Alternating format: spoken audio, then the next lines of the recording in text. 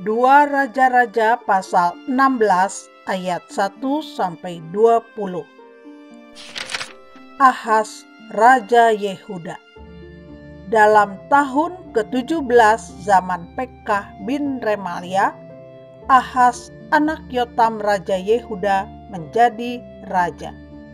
Ahaz berumur 20 tahun pada waktu ia menjadi raja, dan 16 tahun lamanya ia memerintah di Yerusalem. Ia tidak melakukan apa yang benar di mata Tuhan Allahnya seperti Daud bapa leluhurnya. Tetapi ia hidup menurut kelakuan raja-raja Israel.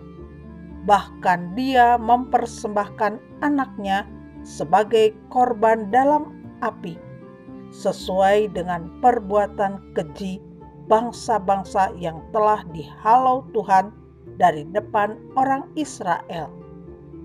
Ia mempersembahkan dan membakar korban di bukit-bukit pengorbanan dan di atas tempat-tempat yang tinggi dan di bawah setiap pohon yang rimbun.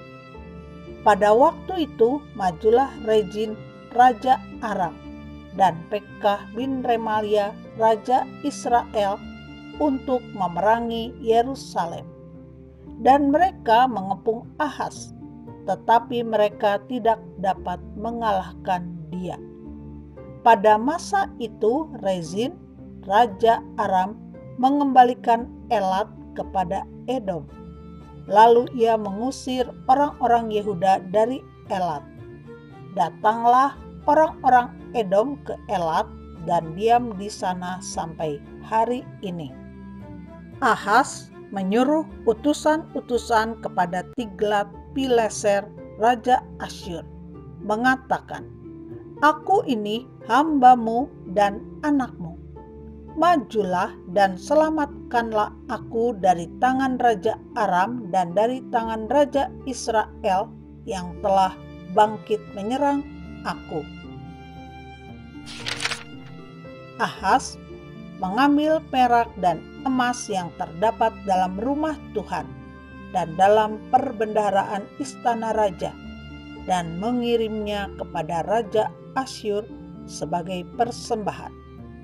Maka Raja Asyur mendengarkan permintaannya dan maju melawan Damsyik, merebutnya dan mengangkut penduduknya tertawan ke Kir. Tetapi Rezin dibunuhnya. Sesudah itu pergilah Raja Ahaz menemui Tiglat-Pileser Raja Asyur ke Damsyik. Setelah Raja Ahaz melihat mezbah yang ada di Damsyik, dikirimnyalah kepada Imam Uria ukuran dan bagan mezbah itu menurut buatannya yang tepat. Lalu Imam Uria mendirikan mezbah tepat seperti keterangan yang dikirimkan Raja Ahaz dari Damsyik. Demikianlah dibuat Imam Uria menjelang datangnya Raja Ahaz dari Damsyik. Setelah raja pulang dari Damsyik, maka raja melihat mezbah itu. Lalu mendekatlah raja kepada mezbah itu, naik ke atasnya, membakar korban bakarannya dan korban sajiannya, mencurahkan korban curahannya di atas mezbah itu, dan menyiramkan darah korban keselamatannya kepadanya. Tetapi ia menyuruh menggeser mezbah tembaga yang ada di hadapan Tuhan dari depan rumah Tuhan, dari antara mezbah baru dengan rumah itu, dan menaruhnya di sebelah utara mezbah baru itu.